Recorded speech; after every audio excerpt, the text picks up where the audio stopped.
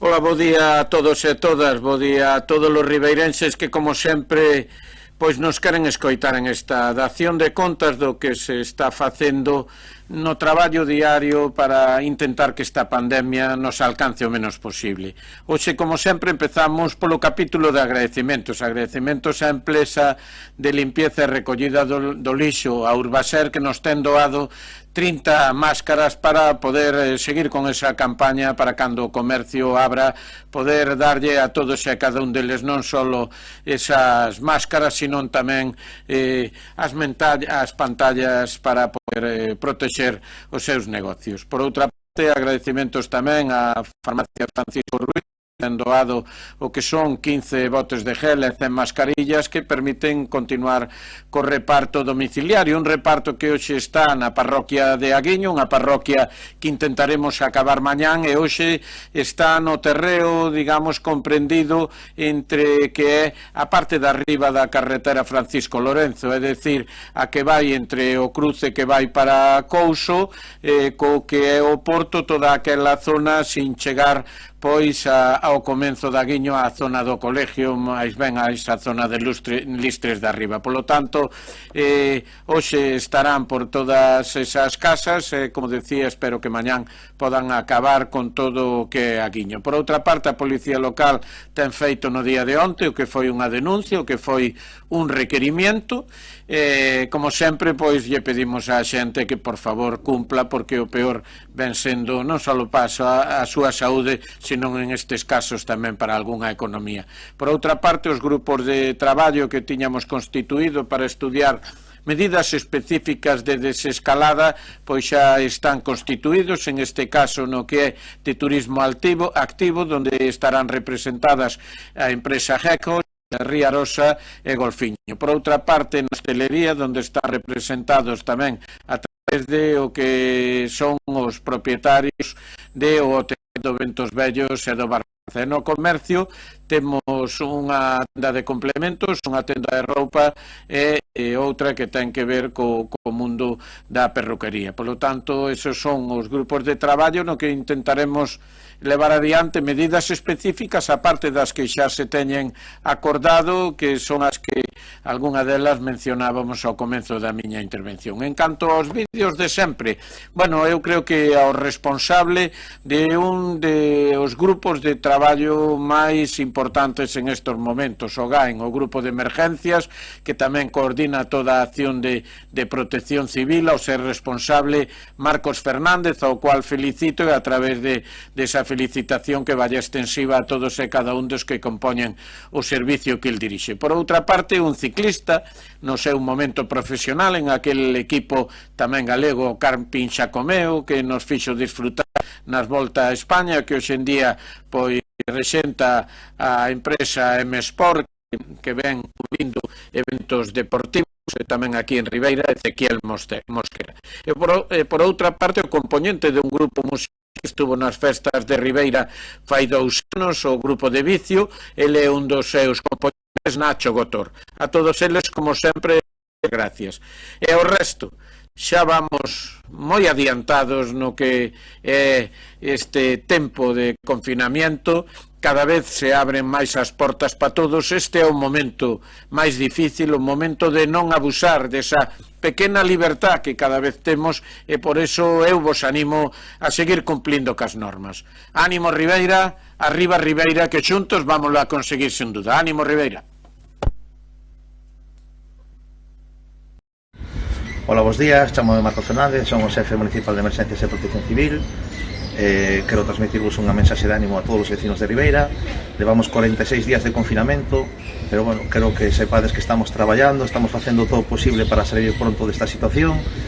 Pídovos que sigades así, vades por a boa liña, moito ánimo a todos, seguide colaborando e sobre todo ser moi responsables. Nada, moito ánimo a todos, eso, arriba Ribeira. ¿Qué tal? Esto es un mensaje para toda la gente de Ribeira. Yo soy Nacho, guitarrista del Grupo de Vicio. No sé si recordáis, pero hace unos años estuvimos tocando allí y la verdad nosotros lo recordamos con mucho cariño.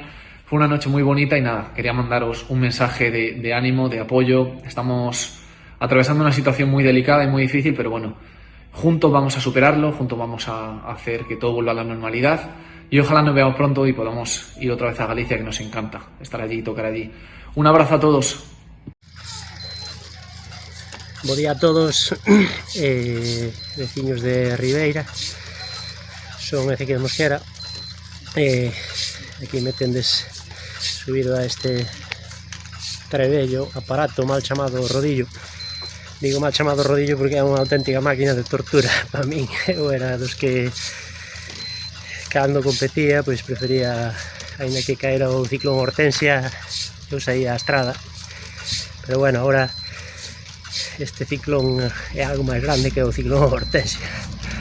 Non queda outra que quedar na casa, non queda outra. Xa queda pouco, queda pouquiño. Simplemente animarvos a que quededes na casa, pero con un tono un pouco máis do país. Como decían os nosos nais cando éramos pequenos. Pasa pa casa. No, pasa pa casa. Hasta logo a todos.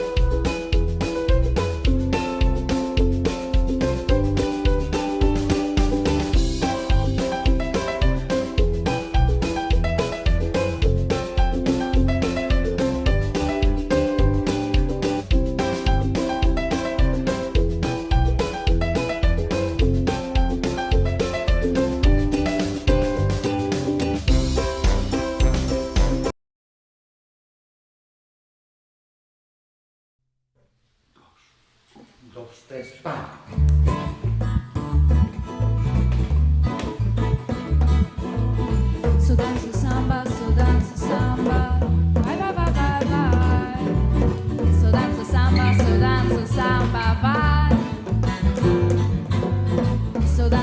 vai. So dança samba, vai, vai, vai, vai, vai. So dança samba, vai. Já dancei o twist total demais, mas não sei, me cansei do calypso, cha cha cha. So dança samba, vai, vai, vai, vai, vai. So dança samba, vai.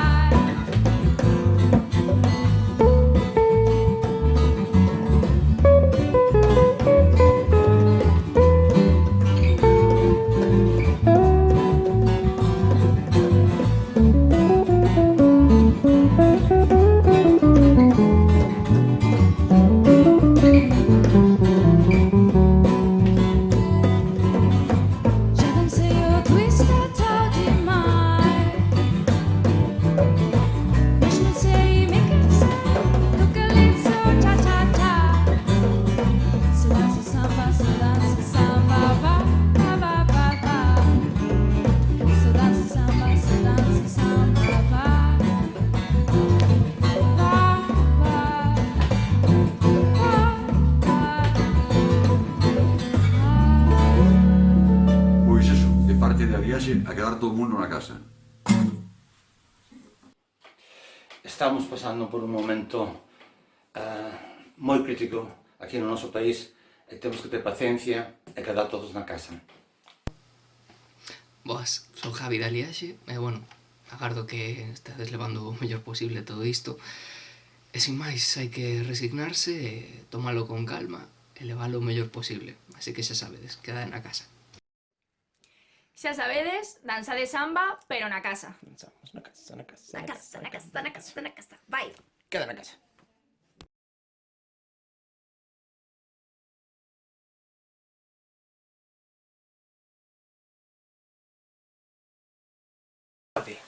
O señor Fontán, que tiña a carpintería no baixo da nosa casa, explicounos o conto da táboa e dos cravos. Non debía ter moito que facer aquela tarde o señor Fontán. Os rapaces enredábamos por ali, pola carpintería, xogando a armar e desarmar castelos. E ainda que el normalmente deixábanos estar, outras veces tamén enfadábase con nós porque lle atrasábamos o traballo e chimpábanos fora. O sea que a relación non sempre era tan cordial. Pero aquela tarde non debía ter moito traballo. Ou atopábase un pouco preguiceiro, non sei, se cadra polo aquel da primavera que ese ano viña un pouco adiantada. Ou foi un arrauto de filosofía. Bueno, o caso é que chegou onde nós, e sentou onde nós, que xogábamos por ali, por entre as estadas da madeira, e díxonos que nos ia explicar o conto da táboa e dos cravos. Eu non lembro que nos falase nunca daquela maneira, con tanto interese e con tanta atención. O normal era deixarnos estar por ali, pola obra, así como que sin testar os merlos nas cerdeiras, sabendo que unha parte pequena da colleita é para os paxaros, para que as peteiren e as leven, e outra parte, a máis comprida, para o dono da cerdeira. Pois ben, nese caso nós éramos os merlos e o señor Fontán era o dono da cerdeira, ou sexa, da carpintería. Collede un cacho de madeira, a que vos queiras. A máis lisa e bonitiña. O meu amigo Fito escolleu un cacho de pinotea no viño, pensando que logo había de ser para él. Isto era outro feito extraordinario, porque cando lle íbamos pedir un cacho de madeira ao señor Fontán, eu que sei, estábamos xogando, a mellor para facer unhas espadas e xogar á guerra, ou uns tacos para facer de camión ou de autobús, ele sempre nos daba o cacho máis ruín, o que non lle servía para nada. Sin embargo, ese día, o meu amigo Fito escolleu un cacho de pinotea. O señor Fontán deu-nos un martelo, apañou por ali uns clavos e deu-nos tamén e díxonos que os clavásemos na táboa. Pois ali nos puxemos todos un bocacho a pum, pum, pum, pum, pum, a clavar as puntas na madeira, no taco da madeira. Era excitante, apertábamos os dentes e mentras golpeábamos nos cravos, cousa que ao meu amigo Fito comezou a non gustarlle. E de la deixar feita un Cristo, dixo. E efectivamente, rematado a labor, a táboa parecía talmente un ourizo cacho. Feita un Cristo. Non sirve para nada. Ben podedes tirar con ela. Sabedes canto tempo lle levou a árbore facer unha madeira como a esta? Pois os 30 anos, ben seguro que máis. Facerse unha madeira como a esta a unha árbore levalle moitos invernos e moitas primaveras. Unha ducia de cravos, un martelo, e xa vedes o que pode pasar. Entón, o señor Fontán colleu unhas tenazas e deunolas e díxonos a ver se éramos capaces de arrincar os cravos da táboa para volver a deixala como estaba. Pero claro, os clavos estaban demasiado espetados, moi profundos, e nós non éramos capaces nós solos. Tivemos que pedirlle axuda ao señor Fontán, que sabía moito máis que nós, claro. E aínda así, levounos 3 veces máis tempo sacalos do que nos levara a metelos. Pero ao rematar, o traballo era desolador. A táboa víase agora toda chea de furos, de furados, como se fose atacada por unha couza furiosa, por unha polilla xigante. Entón, o señor Fontán, collendo a táboa na man, dixo: cada vez que digades algo de alguén, cada vez que fagades algo do que vos teñades logo que arrepentir, pensade neste conto da táboa e dos cravos. Ou cada vez que digades algo dun compañeiro sen estar ben seguros de se foi el quen o fixo, pensade neste conto da táboa e dos cravos. Poderedes arrincar as puntas, pero unha vez metidos os cravos, a madeira, a táboa xa nunca será o que foi. Non é certo que as palabras as leve o vento. Todo canto facemos ou dicimos deixa marca, e os furados quedan aí para sempre.